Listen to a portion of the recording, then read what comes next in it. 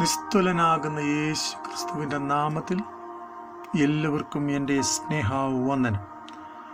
വ്യത്യസ്ത സ്വഭാവ സവിശേഷതകളുള്ളവരെ നമുക്ക് ഈ ലോകത്തിൽ കാണുവാൻ കഴിയും.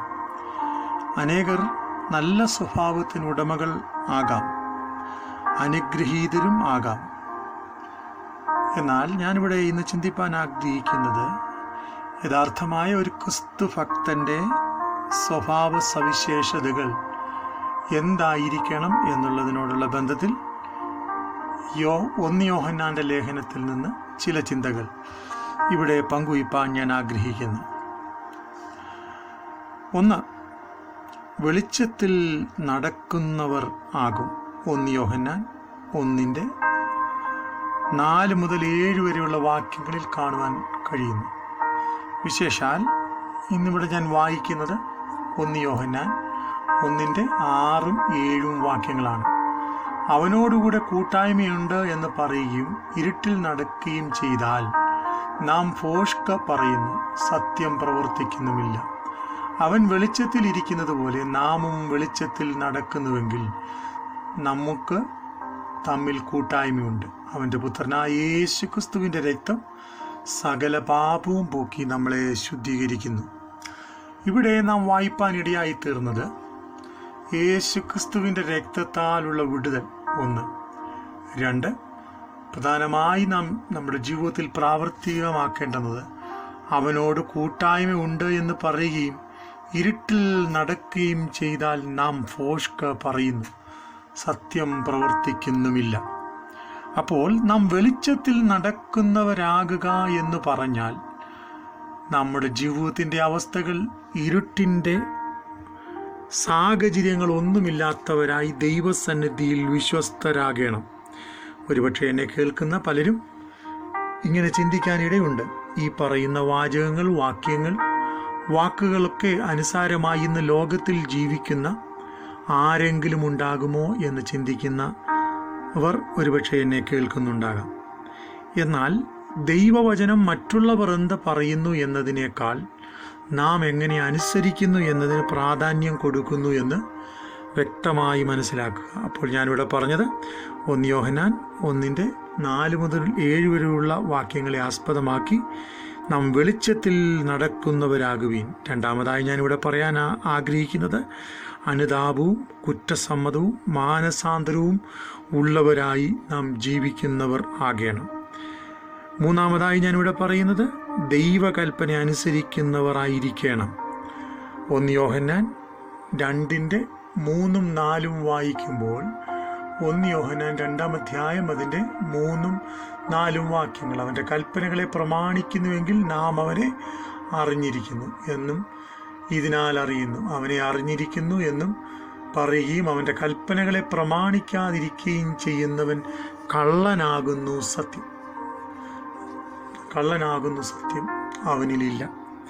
അതെ, അവനെ അനുസരിക്കുന്നു എന്ന് പറയുകയും തൻ്റെ കൽപ്പനകളെ പ്രമാണിക്കാതിരിക്കുകയും ചെയ്താൽ നമ്മിൽ സത്യമില്ല എന്ന് ദൈവവചനം പറയുന്നു. 4. ക്രിസ്തു നടന്നതുപോലെ നടക്കുവാൻ ശ്രമിക്കുക. എന്താ ക്രിസ്തു നടന്നതുപോലെ നടക്കുക എന്ന് പറഞ്ഞാൽ? അടിക്കുന്നവർക്ക് വേണ്ടി മുതുകിനെയും പറിക്കുന്നവർക്ക് വേണ്ടി കർണത്തെയും കാണിച്ചു കൊടുത്ത ദൈവം, രോമം കത്തിരിക്കുന്നവരുടെ മുമ്പിൽ മിണ്ടാതിരുന്ന വലിയവനാകുന്ന ദൈവം, ഉഴവുചാലുകൾ പോലെ തൻ്റെ ശരീരം ഉഴുതുമറിക്കുന്ന രീതിയിൽ അടിച്ചു തകർക്കുമ്പോഴും കാൽവരിയിൽ കിടന്നുകൊണ്ട് പിതാവേ, ഇവർ ചെയ്യുന്നത് അറിയായികയാൽ ഇവരോട് ക്ഷമിക്കണമേ എന്ന് പറയുന്ന ദൈവം. അതെ, താൻ ചെയ്യുന്നത് പോലെ നാമും നമ്മുടെ ജീവിതത്തിൽ കഴിയുന്നത്രോളം ശ്രമിക്കുവാൻ അല്ലെങ്കിൽ അതിനനുസരിച്ച് പ്രവർത്തിക്കുവാൻ നാം തയ്യാറാകുക. 5. അന്യോന്യം സ്നേഹിക്കുന്നവരാകുക. അത് ഈ കാലത്ത് ഏറ്റവും പ്രാധാന്യമുള്ളതും പ്രയാസമുള്ളതുമാകുന്ന ഒരു വിഷയമാണെന്ന് നമുക്ക് മനസ്സിലാക്കുവാൻ കഴിയും. എന്താണ് പ്രാധാന്യം? കാരണം ദൈവവചനം പറയുന്ന അന്യോന്യം സ്നേഹിക്കുക. എന്നാൽ ഏറ്റവും പ്രധാനപ്പെട്ട വിഷയമായി നാം അതിനെ ഗണിക്കേണ്ടുന്നത് അന്ത്യകാലത്ത് മനുഷ്യസ്നേഹം നിഷ്ഫലമായി പോകുന്ന ഒരു സാഹചര്യത്തിലേക്ക് നാം വന്നുകൊണ്ടിരിക്കുക. സ്നേഹം മനുഷ്യരുടെ ഇടയിൽ കുറയുന്നു. ദൈവവചനത്തിൽ ഇങ്ങനെ പറയുന്നു, മനുഷ്യൻ്റെ ശത്രുക്കൾ തൻ്റെ വീട്ടുകാർ തന്നെ എന്ന് കാണുവാൻ കഴിയുന്നു. അപ്പോൾ അന്യോന്യം സ്നേഹിക്കുന്നവരാകുവാൻ ശ്രമിക്കുക. 6-ാമതായി ലോകത്തെയും ലോകത്തിലുള്ളതിനെയും സ്നേഹിക്കാതിരിക്കുക. അപ്പോൾ നാം ചോദിക്കാം, ലോകത്തിൽ ജീവിക്കുമ്പോൾ എങ്ങനെ നമുക്കതിനെ കഴിയും എന്ന് നാം ചോദിക്കാം. അതേ, എനിക്ക് പറയുവാനുള്ളത്, സമുദ്രത്തിൽ കിടക്കുന്ന ഒരു മത്സ്യം നാം അതിനെ പിടിച്ച് കറി വയ്ക്കുമ്പോൾ നമുക്ക് കാണുവാൻ കഴിയുന്നത്, സമുദ്രത്തിലെ മത്സ്യത്തിന് അതിനാവശ്യമായ ഉപ്പ് പിന്നെയും നാം ഇടേണ്ടതായി വരും. നാം ലോകത്തിൽ ജീവിക്കുമ്പോൾ തന്നെ, ലോകത്തിൻ്റെ റിസോഴ്സുകൾ നാം അനുഭവിക്കുമ്പോൾ തന്നെ, അതൊന്നും നമ്മളെ കീഴ്പ്പെടുത്താൻ ഇടവരാതെ വണ്ണം ദൈവസന്നിധിയിൽ ഏകാഗ്ര ഹൃദയമുള്ളവരും ദൈവവചനത്തിൽ ആശ്രയിക്കുന്നവരും ദൈവിക കൽപ്പനകളെക്കുറിച്ചും എന്താണ് സത്യം എന്നതിനെക്കുറിച്ചും വ്യക്തമായ ഉറപ്പുള്ളവരും ആകുവാൻ നാം ശ്രമിക്കേണ്ടിയിരിക്കുന്നു. 7-ാമതായി ഞാനിവിടെ പറയുന്നത്, അന്ത്യകാലം ആണെന്നുള്ള തിരിച്ചറിവ് നമുക്കുണ്ടാകുക. യുദ്ധങ്ങളും യുദ്ധശ്രുതികളും മഹാമാരികളും അരിഷ്ടതകളും ഭൂകമ്പങ്ങളും വിടപടങ്ങളിൽ വർദ്ധിക്കുമ്പോൾ ലോകത്തിൻ്റെ അവസാനം അടുത്തു എന്നുള്ള അറിവ് നാം മനസ്സിലാക്കുക.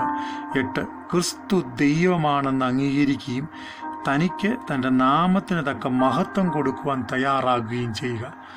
ഇന്ന് ലോകത്തിൽ മനുഷ്യരെ ഉയർത്തുന്നവരെയാണ് ആത്മീക ലോകത്തും ഭൗതിക ലോകത്തും നമുക്ക് കാണുവാൻ കഴിയുന്നത്. പ്രധാനമായി നാം ചിന്തിക്കുക, നേതാക്കന്മാർ തെറ്റ് ചെയ്യുമ്പോൾ അതിന് ആജ്ഞാനുവർത്തികളായി അതിനു മുമ്പിൽ അവരുടെ തെറ്റിനെ കൂട്ടുപിടിച്ച് ഉയർത്തിപ്പറയുന്നവരെയാണ് ലോകത്തിൽ നമുക്ക് കാണുവാൻ കഴിയുന്നത്. അങ്ങനെ ഉയർത്തിപ്പറയുമ്പോൾ ഒരുപക്ഷെ സ്ഥാനങ്ങളോ മാനങ്ങളോ അഭിവൃദ്ധിയോ സാമ്പത്തിക അനുഗ്രഹങ്ങളോ ഒക്കെ ലഭ്യമായെന്ന് വന്നേക്കാം. എന്നാൽ ഒരു ക്രിസ്തു ഭക്തനെ സംബന്ധിച്ചിടത്തോളം അവൻ വ്യക്തമായി ദൈവവചനത്തിൽ ആശ്രയിച്ച് ചെയ്യേണ്ടുന്നത് എന്തെന്ന് ചോദിച്ചാൽ, തെറ്റിനെ തെറ്റെന്ന് വിവേചിക്കുവാനും ശരിയെ അംഗീകരിക്കുവാനും ഉള്ള മനസ്സിൻ്റെ ഉറപ്പ് ഒരുവനിൽ ഉണ്ടാകേണ്ടിയിരിക്കുന്നു. 9-ാമതായി ഞാനിവിടെ പറയുന്നത്, അവനിൽ പ്രത്യാശയുള്ളവരെല്ലാം അവൻ നിർമ്മലനാകുന്നത് പോലെ നിർമ്മലനായിത്തീരും. അതേ, ദൈവിക പ്രത്യാശയിൽ ജീവിക്കുവാൻ നാം ശ്രമിക്കുക. 10, നീതിയുള്ളവരായി ജീവിക്കുവാൻ നാം തയ്യാറാകുക. 11, ലോകത്തെ ജയിച്ച അവൻ നമ്മിലുണ്ട് എന്നുള്ള തിരിച്ചറിവോടുകൂടി ലോകത്തിൻ്റെ മുമ്പിൽ കോംപ്രമൈസ് ചെയ്യാതെ ദൈവിക വാഗ്ദത്തങ്ങളെ മുറുകെ പിടിച്ച് മുൻപോട്ട് പോകുക. ഒരുപക്ഷെ ചില സമയങ്ങളിൽ ഒത്തിരി കഷ്ടങ്ങൾ ഒരുപക്ഷെ നമുക്ക് ഉണ്ടാകേണ്ടി വന്നു എന്ന് വന്നേക്കാം.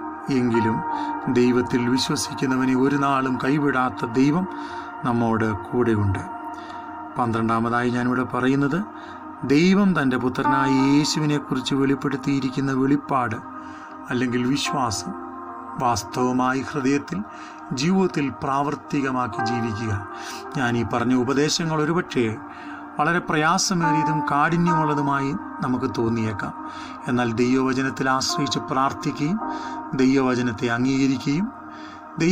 അംഗീകരിക്കാനുള്ള മനസ്സോടുകൂടി മുൻപോട്ട് പോവുകയും ചെയ്താൽ ഇത് കഠിനമേറിയതല്ല, ഇത് പ്രായോഗികമായതാണ്.